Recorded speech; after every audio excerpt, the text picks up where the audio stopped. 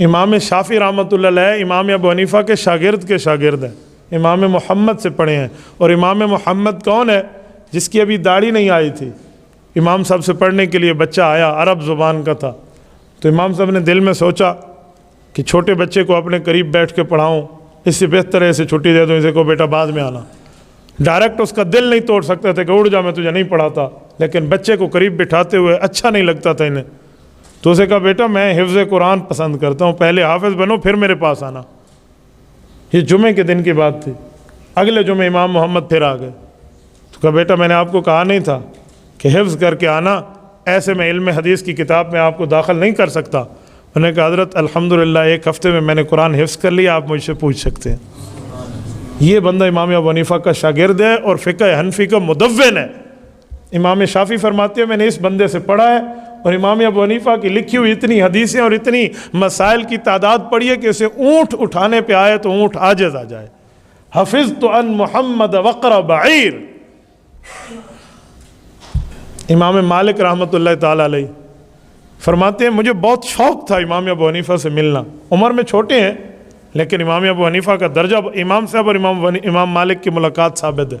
امام صاحب مدینہ منورہ میں تھے تو امام مالک ملاقات کے لیے ملے، اور امام ابو حنیفہ سے علمی مذاق چیک کرتے ہوئے کہ یار اس بندے کی بڑی تعریف سنی ہے، بڑے بڑے صحابہ سے اس نے پڑھا ہے، ذرا دیکھیں یہ کس حد تک ماہر ہے۔ تو امام مالک نے پوچھا انت من این، آپ کے شہر کا کیا نام ہے؟ تو امام ابو حنیفہ نے بڑی متانت سے جواب دیا انا من اہل الکوفہ، میں عراق کے شہر کوفہ کا رہنے والا ہوں۔ اور آپ کو پتہ ہے نا کوفہ میں قاتلین حسین کی وجہ سے بدنام ہے کوفہ، وہ چاند بے ایمان یہاں رہتے تھے، اب چاند کی وجہ سے پورا شہر بدنام ہو گیا، لیکن ہونا تو ایسے نہیں چاہیے۔ تو امام مالک نے کہا اچھا کوفی لا یوفی، وہاں کوفے کے ہو جس کے بارے میں مشہور ہے کہ وہاں وفائیں نہیں ہیں۔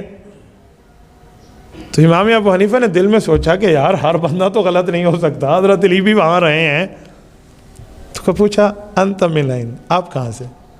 تو امام مالک رحمۃ اللہ علیہ نے سینہ چوڑا کر کے فرمایا انا من مدینۃ الرسول صلی اللہ علیہ وسلم، میں حضور کے شہر مدینہ منورہ کا ہوں۔ تو امام ابو حنیفہ نے عرض کیا کہ مدینہ کی مٹی میری آنکھ کا سرما، لیکن ایک بات پوچھوں، قرآن کریم میں ہے وَمِنْ أَهْلِ الْمَدِينَةِ مَرَضُوا عَلَى النِّفَاقِ، مدینہ میں بڑے بڑے بے ایمان منافق رہتے ہیں، آپ اسی شہر کے؟ تو امام مالک فرمان لگے وہ تو چند بے ایمان تھے، اس کی وجہ سے حضور کا مدینہ خراب کیسے ہو گیا؟ کہ وہ چند بے ایمان تھے اس وجہ سے حضرت علی کا کوفہ کیسے غلط ہو گیا؟ تو امام مالک نے گلے ملے اور امام صاحب نے فرمایا لو کلمک فی ہذہ الساریۃ ان یجعلھا ذہبا لقام بحجتہ، میں تو انہیں دیکھنے آیا تھا، آج یقین ہو گیا ہے اگر یہ لکڑی کے ستون کے بارے میں دعویٰ کر دینا یہ لکڑی کا نہیں ہے سونے کا ہے تو دلیل دینے میں یہ پابند ہے، اور یہ دلیل دے کے اس کو سونا ثابت کر کے دکھا دے گا۔ یار کیا بات ہے اس شخص کے علوم، یعنی امام مالک بھی معترف ہو گئے۔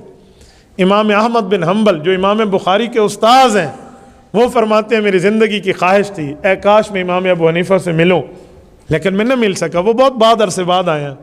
تو کہا ہوا من العلم والزہد والتقوی وإثار دار الآخرہ بمحل لا یدرک ممن احد قبلہ، کہ امام ابو حنیفہ علم میں، تقوی میں، ورع میں، للہیت میں، اللہ کے ڈر میں اس حد تک پہنچے تھے کہ بعد والوں میں کوئی بندہ اس کا مقابلہ نہیں کر سکتا۔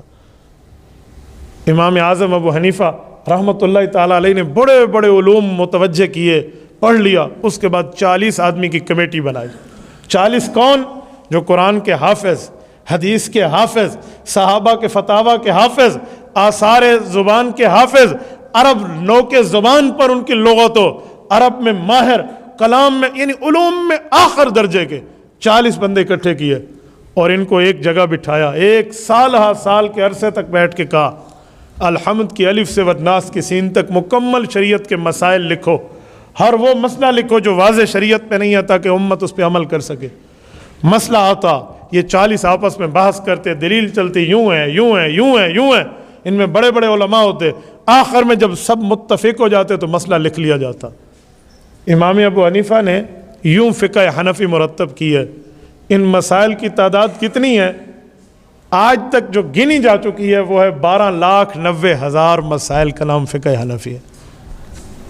فقہ کا معنی ہوتا ہے شریعت کا قانونی مسئلہ، یہ قانونی آئینی طریقے سے ہے، تو اسے قانونی طور پہ امام صاحب نے بیٹھ کر دفعات لکھی ہیں، اور ان کی جو مین دفعات ہے وہ 1,00,000 دفعے ہے، اس کے ساتھ نیچے پھر اس کے ذیلی دفعات ہیں، اوپر قانون ہوتے ہیں، نیچے اس کے آرٹیکل میں ترامیم اور جو ہم معاملات چلاتے ہیں قانون کے طالب علم میں سے بہت اچھی طرح سمجھتے ہیں۔ تو یہ امام صاحب کے کارنامے ہیں، اور پھر اتنے زبردست طریقے پر دنیا میں وقت گزارا ہے۔ تاجر تھے، کبھی کسی سے مانگا نہیں، تجارت کرتے تھے، اور تجارت بھی ایک ٹائم تک۔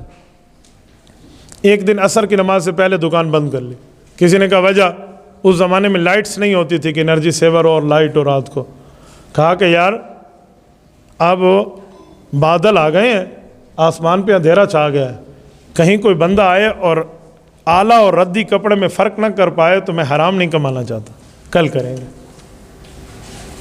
کسی کو قرضہ دیتے نا، اور اس قرضے والے سے ایک ٹیڈی کا بھی فائدہ حاصل نہیں کرتے تھے۔ آج کل لوگ قرضہ دے کر جو فائدہ حاصل کرتے ہیں یہ سود ہے، تو وہ قرضہ دے کر فائدہ حاصل نہیں کرتے، حتیٰ کہ اس کے گھر اگر قرضے کی وصولی کے لیے امام صاحب یا ان کا شاگرد جاتا ہے نا، اس گھر کے دروازے کے سائے میں، اس کے دیوار کے سائے میں بھی نہ ٹھہرتے کہ کہیں یہ فائدہ لینے کے زمرے میں نہ آ جائے۔